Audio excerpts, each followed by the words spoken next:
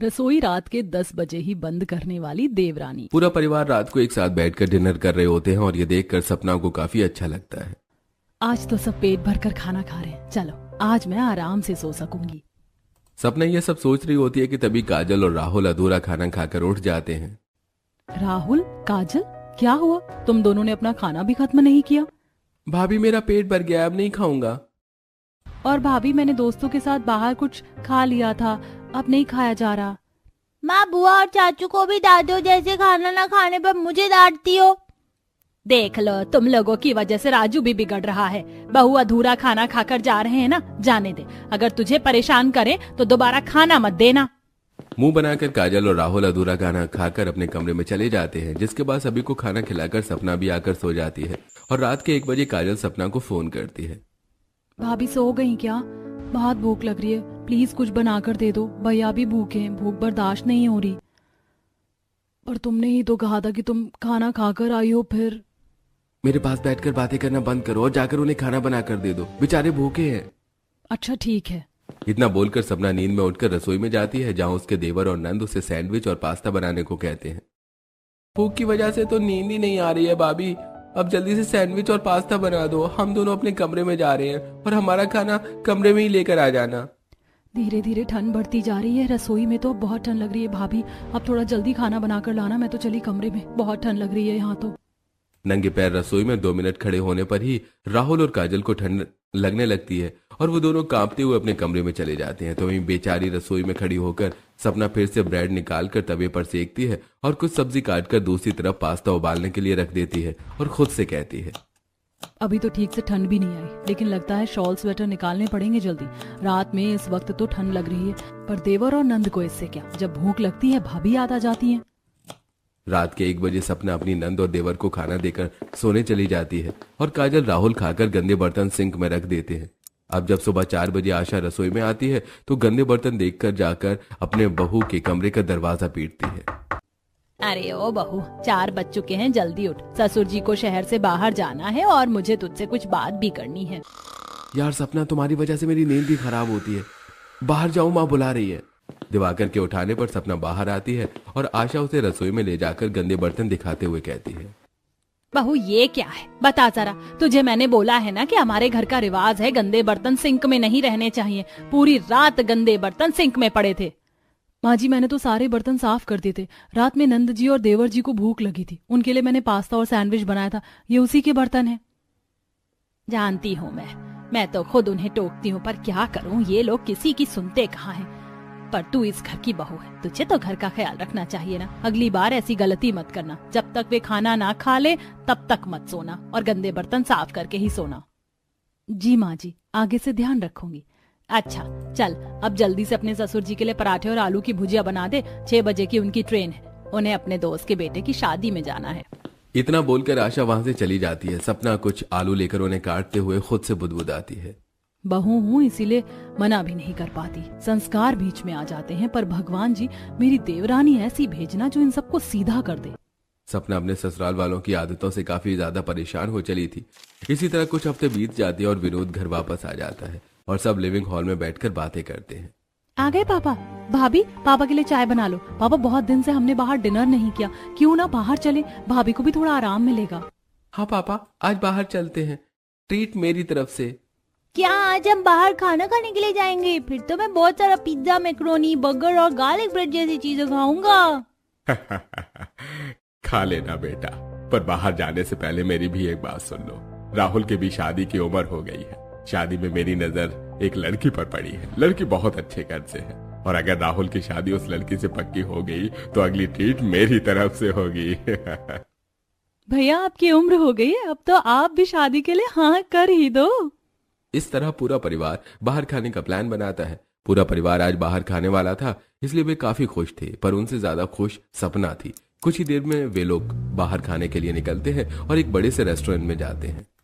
इतना तो तुम लोग खा भी नहीं पाओगे जितना तुमने ऑर्डर कर दिया। ये दाल, paneer, Maggi, chow mein, bread, sandwich, naan, पराठे, भटूरे, रसगुल्ले, रसमलाई, काजू कतली, फाफड़ा, इडली, डोसा, इतना सब कुछ मंगवाने की क्या जरूरत थी? कोई बात नहीं माँ, कभी कभी तो बाहर आते हैं खाने के लिए। हाँ वो सब तो ठीक है, पर तुम जानते हो ना तुम्हारे पापा बाहर का नहीं खाते। कोई बात नहीं आशा, कभी कभी खा लेना चाहिए। आज मैं बाहर का ही खा लूंगा। ये क्या चमत्कार हो गया, पापा आज बाहर का खाएंगे? इसका मतलब मुझे घर जाकर खाना नहीं बनाना पड़ेगा। पूरा परिवार एक साथ मिलकर रेस्टोरेंट में डिनर करता है, पर क्योंकि विनोद बाहर का खाना नहीं खाता इसलिए वो सबकी खुशी के लिए बस खाने को टेस्ट कर लेते हैं और घर जाकर कपड़े बदलकर सोने की कोशिश करते हैं। क्या हुआ जी, बाहर का खाना खाने की वजह से तबीयत खराब है क्या? अरे आशा, क्या ही तबीयत खराब होगी, बाहर का खाना तो मुझे हजम ही नहीं होता।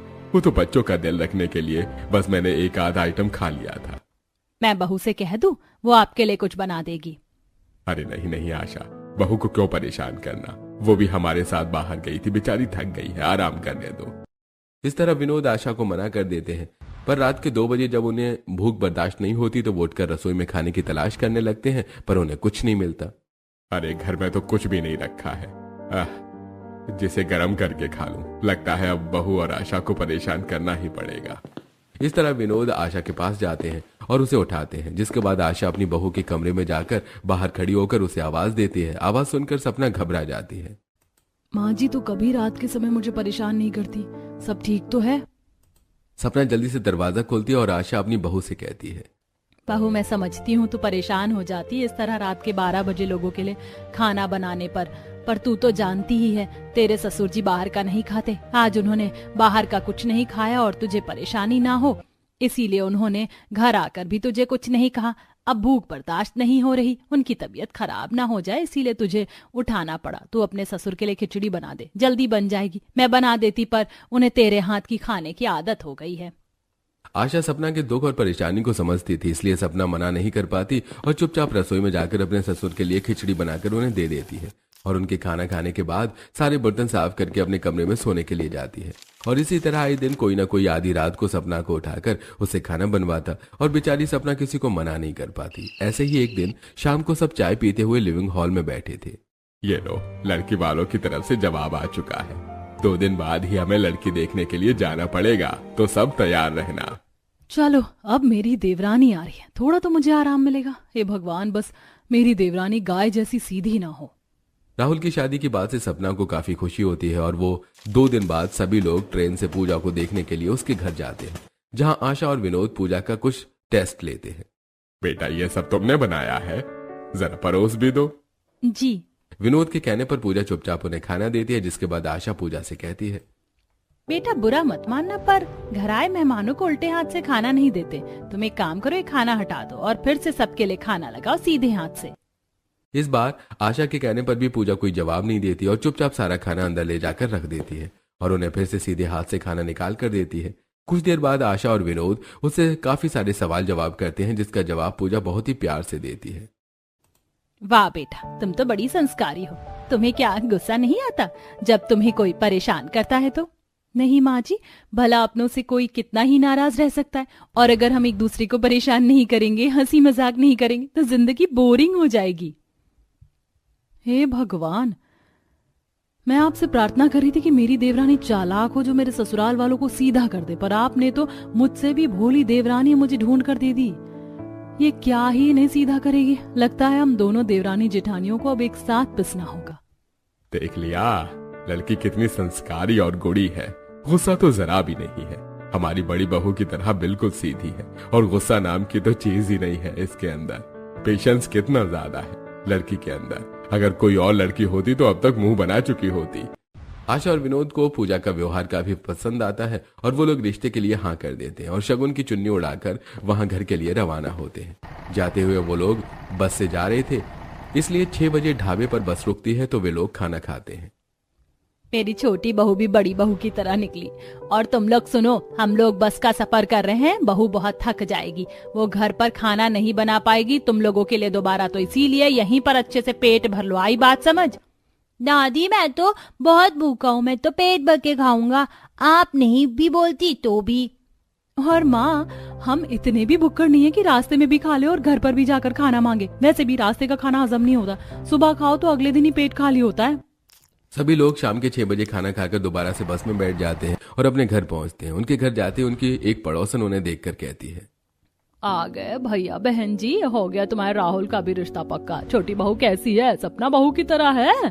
तो ठीक है, क्योंकि पूरे मोहल्ले में सपना बहू जैसी किसी की बहू नहीं है। वरना जिस तरह से तुम लोग अपनी बहू को परेशान करते हो, अगर मेरी बहू हो ना तो पति और बच्चे लेकर अलग हो जाए।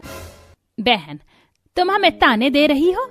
आखिर कहना क्या चाहती हो कि हम लोग हमारी बहू को बहुत परेशान करते हैं? अगर हम इतना ही परेशान करते हैं ना अपनी बहू को, तो वो भी बोल पड़ती। और रही मेरी छोटी बहू की बात, तो मेरी छोटी बहू भी मेरी बड़ी बहू की तरह है। जब वो आएगी ना तो देख लेना। अपनी पड़ोसन की बात सुनकर आशा को बहुत गुस्सा आता है और वो अपने पूरे परिवार के साथ घर में जाती है। पूरा परिवार काफी ज्यादा थक चुका था, इसलिए वो नाइट सूट पहनकर आराम से जाकर सो जाते हैं। पर रात के 12:30 बजते ही सभी को भूख लगनी शुरू हो जाती है और सबसे पहले राजू अपनी माँ को उठाता है। माँ, बहुत भूख लग रही है, कुछ खाने को बना दो। क्या भूख लग रही है? खाया नहीं था क्या तूने पेट भर के? यार सपना, भूख तो मुझे भी लग रही है। हम सबने शाम के 6 बजे ही खाना खाया था, भूख तो लगेगी, कुछ बना दो। दरवाजे पर खड़ी आशा। बहू माफ करना, सभी को बहुत भूख लग रही है, कुछ खाने को बना दो। बात सही है, 6 बजे ही खाया था, दोबारा भूख तो लगेगी ही। हाँ माँ जी, बस आ रही हूँ बनाने, आखिर भूख तो मुझे भी लगी है। सभी को काफी भूख लगी थी, इसलिए वे बाहर हॉल में बैठ जाते हैं। उन सबको ठंड लग रही थी, जिसके बाद वे लोग अपने अपने कमरे में शॉल ओढ़कर बैठ जाते हैं। पर वहीं ठंड में बेचारी सपना अकेली रसोई में खाना बना रही होती है। सारी गलती मेरी है। अगर शुरू में ही मैंने ना बोलना सीख लिया होता तो आज मैं इतनी परेशान नहीं हो रही होती। बस कुछ दिन की और दिक्कत है, फिर तो मेरी देवरानी आ ही जाएगी मेरी मदद के लिए। कितनी ठंड लग रही है, इन लोगों को देखो, आराम से चादर ओढ़कर बैठ गए खाने का इंतजार करने। खाना भी तो इनको गर्मा गर्म चाहिए, और यहाँ मैं रसोई में खाना बना रही हूँ। रात वाली ठंड होने लगी है अब। सभी ने शाम के 6 बजे ही खाना खाया था, जिस वजह से सभी को भूख लगती है। और इतने दिनों में पहली बार सपना अपने पूरी परिवार के साथ रात के 1 बजे खाना बनाकर खाती है। देखते ही देखते कुछ समय बीत जाता है और बहुत जल्द पूजा शादी करके अपने ससुराल आ जाती है और अपनी जेठानी के घर के कामों में काफी मदद भी करवाती है। 2 दिन बाद पूजा बहू, तेरे आते ही सपना बहू आराम करने लगी। तुझे घर में आए अभी 2 ही दिन हुए हैं। सपना बहू कहाँ है? माँ जी, दीदी की तबीयत ठीक नहीं है, इसीलिए मैंने ही उन्हें बोला कि वो आराम करें। आप सब खाना खाइए ना। भाभी, मुझे अभी भूख नहीं है, मैं बाद में खा लूंगी। ठीक है काजल, जब तुम्हें खाना हो खा लेना। पूजा अपने ससुराल वालों की हरकतों से अभी वाकिफ नहीं थी, इसलिए वो सभी को खाना देती है और काजल बिना खाए अपने कमरे में चली जाती है। कुछ देर में सभी खाना खाकर सोने के लिए जाते हैं, पर काजल को रात के 2 बजे भूख लगती है और वो रसोई में कुछ खाने का इंतजाम करने लगती है। तभी रसोई में पानी लेने के लिए पूजा भी आती है और अपनी नंद को कभी फ्रिज तो कभी ड्रॉर खोलता देख उससे कहती है, काजल, इतनी रात को तुम रसोई में क्या कर रही हो? भाभी, बहुत भूख लग रही है। अगर कभी ऐसा होता था कि कोई बिना खाए सो जाए तो सपना भाभी हमारे लिए रात के 12-1 बजे खाना बनाती थी, पर आज तो उनकी तबीयत खराब है और आप अभी नहीं हैं। मैं आपको परेशान नहीं करना चाहती थी, इसीलिए सोचा कि खुद रसोई में कुछ बनाने के लिए आ जाऊं। रात के साथ ठंड भी बढ़ रही है और तुम ऐसे हल्के कपड़े पहनकर रसोई में आ गई। मुझे उठा देती, इसमें परेशानी कैसी? आखिर मैं इस घर की बहू हूँ, मेरा फर्ज बनता है तुम लोगों का ख्याल रखने का। मैं अभी तुम्हारा खाना गर्म कर देती हूँ।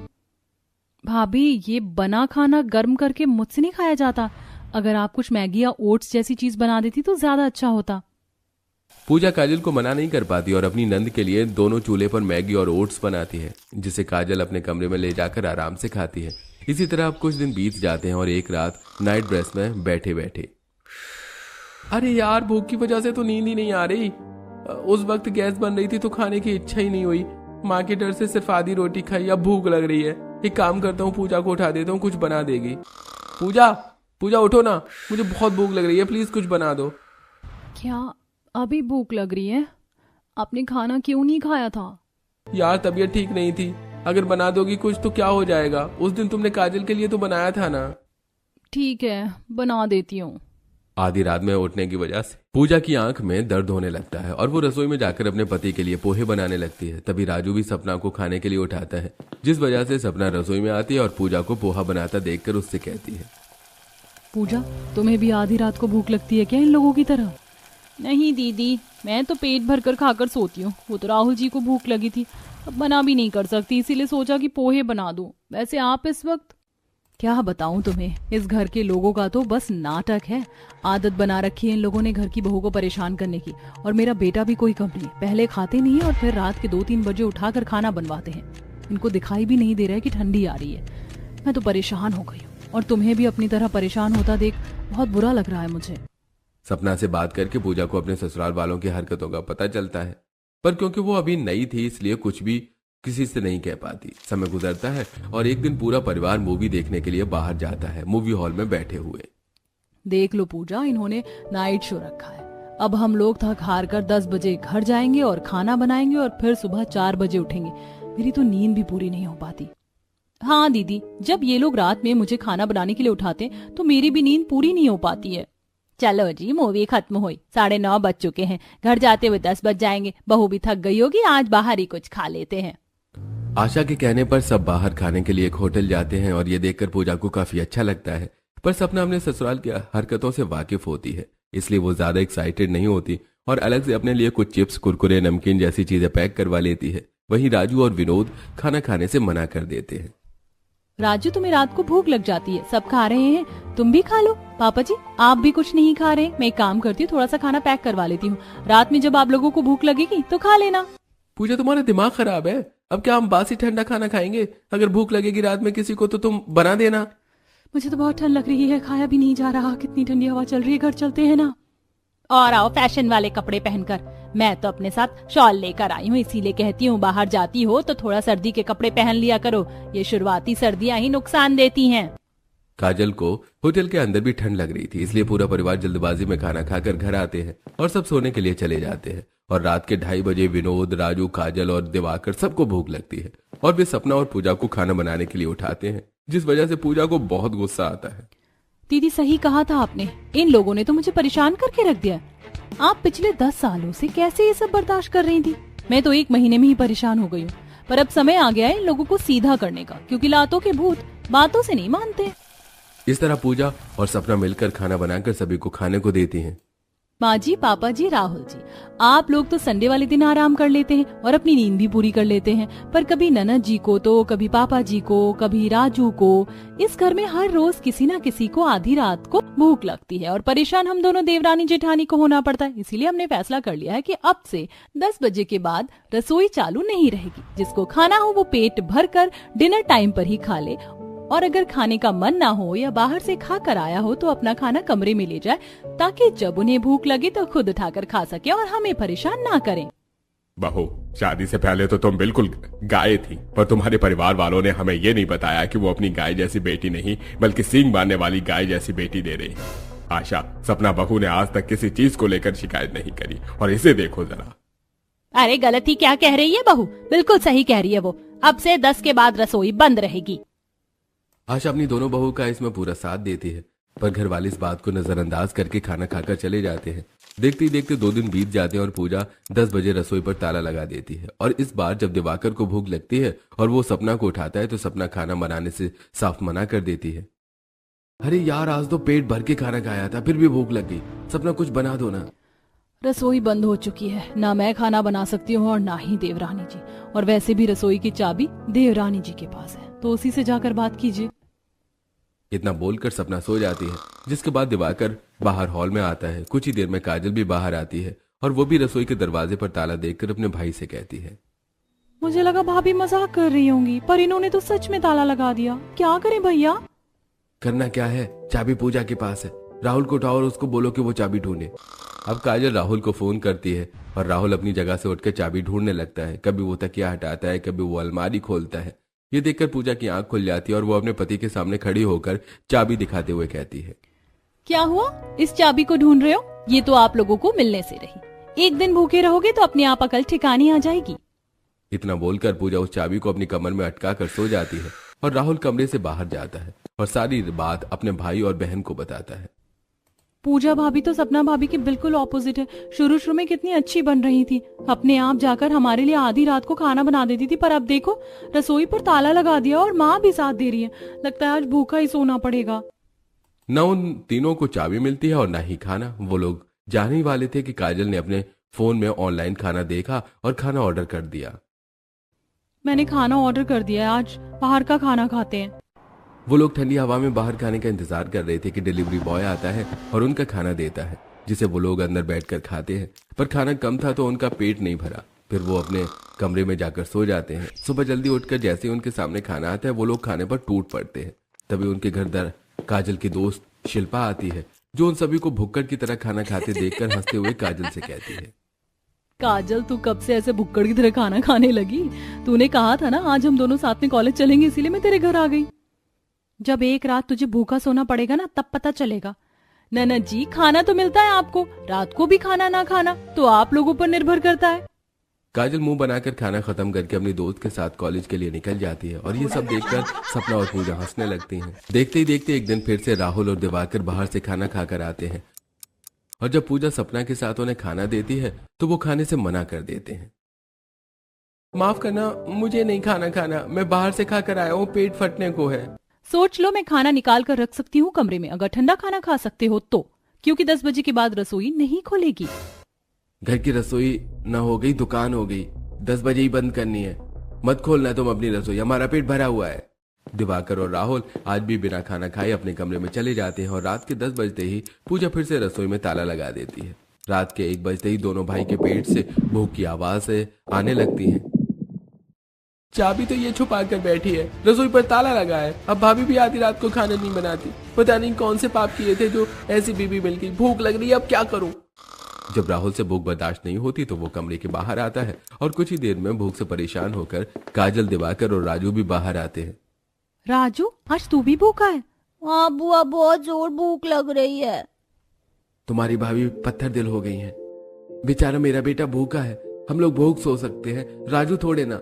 एक काम करता हूँ, मैं और राहुल बाहर कोई दुकान देख कर आते हैं, अगर कोई दुकान खुली मिली तो हम कुछ खाने को ले आएंगे। बाहर काफी ठंड होती है पर फिर भी दिवाकर और राहुल ठंड में कांपते हुए रोड पर जाते हैं, पर दूर दूर तक उन्हें कोई दुकान खुली नजर नहीं आती।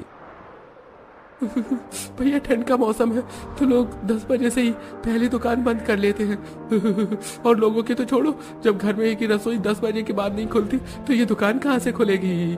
सही बोला। अरे घर चलते हैं और कुछ ऑनलाइन ऑर्डर करके देखते हैं, महंगा पड़ेगा पर भूख भी बहुत लगी है। अब दोनों भाई घर जाते हैं और ऑनलाइन खाना सर्च करने लगते हैं पर उन्हें ऑनलाइन भी खाना नहीं मिलता। पापा कुछ करो, बहुत भूख लग रही है, मैं ब्रेड भी खा लूंगा। आप बस रसोई खुलवा दो और अब से मैं रात को खाना खाकर ही सोया करूंगा। बेचारा राजू, ये तो अभी छोटा है, भाभी को अपने बेटे पर भी दया नहीं आ रही और मुझे भी भूख बर्दाश्त नहीं हो रही। आप दोनों रहने दो, मैं अपनी किसी दोस्त को फोन करती हूँ।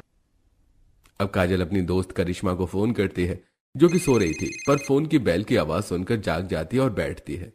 यार तू पागल है, तुझे मैंने कितनी बार कहा है रात को खाकर सोया कर, जब कुछ ना हो तो अपने कमरे में रख कर सो। इतनी रात को तेरे भैया मेरे घर खाना लेने के लिए आएंगे तो लोग क्या सोचेंगे? तू कुछ और देख ले। मैं तो कहती हूँ अपनी दोनों भाभियों के पैर पकड़ ले, क्या पता रसोई का दरवाजा खुल जाए।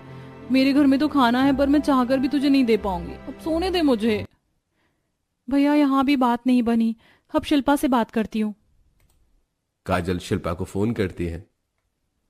यार तूने खाने के लिए मुझे फोन किया है, पर आज तो हम लोगों ने खुद बाहर से खाना मंगवाया था, मैं तुझे खाना नहीं दे पाऊंगी। Good night.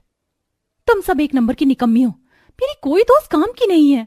इस बार भी पूरा परिवार पूरी कोशिश कर लेता है पर उन्हें कुछ खाने को नहीं मिलता। अब चारों हॉल में ही कंबल ओढ़कर सो जाते हैं। सपना जब अपने बेटे को भूखा सोता हुआ देखती है तो उसे रहा नहीं जाता और वो पूजा से बात करती है, जिसके बाद पूजा और सपना 4 बजे सुबह रसोई में खाना बनाती हैं और उन लोगों को उठाकर खाना देते हुए कहती हैं, आई होप कि अब आप लोगों को समझ में आ गया होगा किचन में हम दोनों आप लोगों की वजह से कितना परेशान होते हैं। कभी कभी खाना खाने के बाद भी भूख लग जाती है, इसीलिए कमरे या रसोई में कुछ चीजें रखनी चाहिए और जब भूख लगे तो खुद स्ट्रगल करना चाहिए, ना कि दूसरों को परेशान करना चाहिए।